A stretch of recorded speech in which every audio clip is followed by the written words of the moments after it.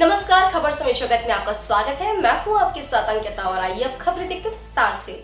वाराणसी में अवैध उत्खनन, भंडारण व परिवहन के मामले को लेकर अब तक की सबसे बड़ी कार्रवाई सामने आई है, जिसमें अलग अलग स्थानों में 8 अपराध दर्ज कर 18 से अधिक जेसीबी, पोकलेन व डंपरों को जब्त किया गया। यह पूरी कार्रवाई जबलपुर संभाग के कमिश्नर अभय वर्मा की टीम द्वारा जांच के पश्चात की गई है। इस कार्रवाई से खनिज महकमा सहित अधिकारियों में हड़कंप का माहौल है।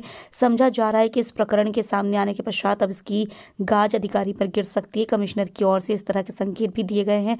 दरअसल जिले में लंबे अरसे से रेत के अवैध उत्खनन, भंडारण व परिवहन का मामला चल रहा था। नियमों को ताक पर रखते हुए रेत घाट से अवैध रेत की निकासी की अनुमति, रेत के भंडारण की अनुमति की आड़ में कहीं से भी रेत की निकासी व भंडारण कर कारोबार करने का कार्य हो रहा था। खनिज विभाग के संरक्षण में चल रहे इस कारोबार में अगर कभी गाज गिर रही थी तो वह ग्रामीण के ऊपर। जबलपुर अभय वर्मा ने बालाघाट आईजी संजय सिंह, मुख्य वन संरक्षक पीएस सिंह सहित मैं दल बल के साथ जांच करने के लिए निर्देशित किया गया था, जिसके चलते यह टीम 4 जनवरी से जांच कर रही थी और 5 जनवरी को जांच की गई थी। इस जांच में कई तरह की अनियमितता व अवैध उत्खनन, भंडारण और परिवहन का मामला उजागर हुआ। यह पूरी जांच शिकायतकर्ता राजा लल्हारे की शिकायत पर हुआ है।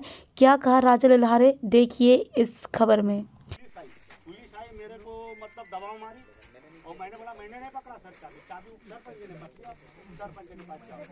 तो मेरे नाम से रिपोर्ट करवाया सरपंच ने और वो पुलिस ने पूरी धमका करके मेरे को जबरदस्ती बैठाल के मतलब वहाँ मेरे को धमकाई और ये पुलिस से मिला है। पुलिस हमको धमकाती है, पुलिस धमकाती है खरलांजी थाने की।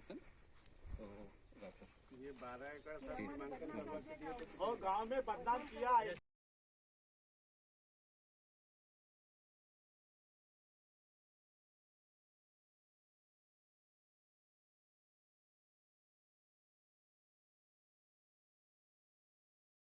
मैं राजा लल्हारे ग्राम भोरगढ़ में रहने वाला हूँ। ग्राम भोरगढ़ तहसील खैरलांजी में रहता हूँ मैं, और मेरा काम है जल जंगल ज़मीन को बचाना और वन्य प्राणियों को बचाना।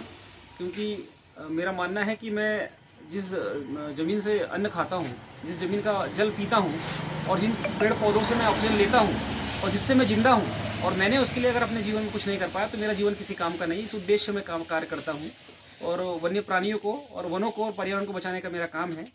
इसी संदर्भ में मैंने एक शिकायत की थी एनजीटी में, नेशनल ग्रीन ट्रिब्यूनल में, भोपाल में।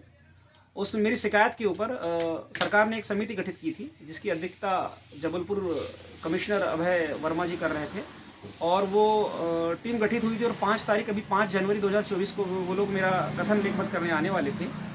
और किंतु उसमें जो है वो कमिश्नर साहब जो है 5 की जगह 4 तारीख में ही बालाघाट आ गए और मुझे फ़ोन किया और मुझे कहा कि हमें स्पॉट निरीक्षण करने चलना है। तो 4 तारीख में भी 4 जनवरी को हम लोग स्पॉट निरीक्षण करने गए थे।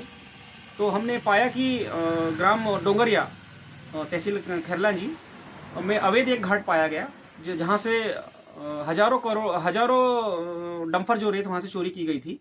और वहाँ पर 2 अवैध डंप भी पाए गए, अवैध भंडारण रेत के पाए गए। कहाँ पर? डोंगरिया में मुआर डोंगरिया है ना।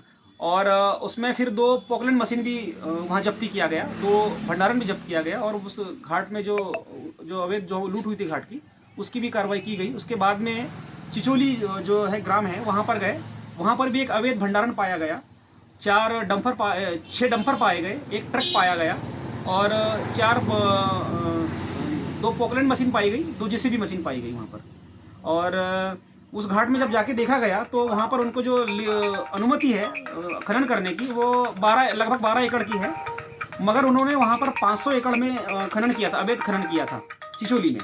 इस बात को कमिश्नर साहब ने कहा माइनिंग अधिकारियों की कि यहाँ पर लिखो कि यहाँ पर 500 एकड़ की लूट हुई है, ऐसा इस पर केस बनाओ, क्योंकि इनको अनुमति कम की दी गई और ज़्यादा लूट रहे हैं, है ना। ऐसा वहाँ पर केस बना। उसके बाद में हम लोग बोनकट्टा गए। बोनकट्टा में भी पाया गया कि वहाँ पर बोनकट्टा में पुल के नीचे से इन्होंने पूरा बेस को खोद डाला है, जिसकी वजह से एक पुल क्रैक हुआ है और किसानों के पूरे कुएं ऊपर आ चुके हैं। वहाँ पर ये भी स्पॉट पे पाया गया।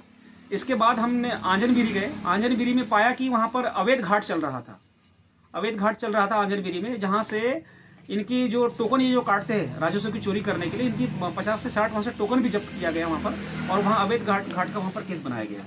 इसके बाद में फिर हम लोग 5 तारीख की सुबह रामपायली की बिठली जो ये घाट है, जो अवैध घाट है, वहाँ पर स्पॉट पर निरीक्षण करने गए। वहाँ पर पाया गया कि वो घाट ही अवैध है और वहाँ पर उत्खनन किया गया है बहुत ज़्यादा। भंडारण भी हुआ है। और वहाँ पर एक भंडारण भी हुआ है। फिर वहाँ पर हम मौके पे एक पोकलैंड मशीन भी जब्त की गई है, और बिटली घाट की जो मोहगांव में पोकलैंड मशीन जब्त की गई है। उसके बाद में फिर अतरी गए। अतरी में पाया गया कि यहाँ पर एक अवैध भंडारण है, और वो भंडारण के आसपास कम से कम 200 पेड़ भी काटे गए हैं, तो वो भंडारण को भी जब्त किया गया अतरी में। इसके बाद में फिर सावरी गए। सावरी में भी एक अवैध भंडारण जो है उसको जब्त किया गया। इसके बाद खैरी गए। खैरी में एक पोकलैंड मशीन भी वहाँ पर जब्त की गई है, और 2 अवैध भंडारण भी वहाँ पर पाए गए स्थल के ऊपर। और उसके बाद पूरी कार्रवाई होने के बाद में फिर मेरी कथन लेखबद्ध किया गया, मेरे बयान दर्ज किए गए वहाँ पर कलेक्ट्रेट में आके। इसमें सर्किट हाउस बालाघाट में कथन लेखबद्ध किए गए। इसके बाद में जो इसमें मुलजिम था रेत माफिया राजेश पाठक, इसको बुलाया गया कमिश्नर साहब के द्वारा कि आप बयान अपने यहाँ दर्ज करने के लिए आइए। तो वे 3 बार बुलाए गए, मगर वे नहीं आए, और बाद में उन्होंने किसी अपने रिश्तेदार की फ़ोटो उसमें भेजा वकीलों के साथ में कि वो बीमार है, वो वहाँ पर कहीं चले गए। तो वो उनको इतना डर है कि वो चोरी में अपना बयान दर्ज कराने भी नहीं आ रहे हैं। उनके बाद उनके दोनों बेटे दिन भर वहाँ रहे, और कलेक्टर एसपी भी आए थे वहाँ पर। उन्होंने भी अपने, वो भी इस मामले में मुलजिम है, मेरी जो मैंने शिकायत की उसमें, उन्होंने भी अपना बयान दर्ज करवाया है। तो क्या ये अवैध उत्खनन पे इस कार्रवाई से कुछ नकल कसी जाएगी या नहीं? उम्मीद तो है कमिश्नर साहब के एक्शन से मुझे, और आईजी साहब के, और सीसीएफ जो है फॉरेस्ट के जो चीफ है, उनसे मुझे उम्मीद है कि ये इनके ऊपर कड़ी कार्रवाई की जाएगी, और इनके ऊपर इनसे पूरा इन जो नदियों को लूटा है, उजाड़ा है, प्रकृति को जो बर्बाद किया है, इनसे जुर्माना वसूल किया जाएगा, और इनका ठेका निरस्त किया जाएगा। मुझे ये उम्मीद है।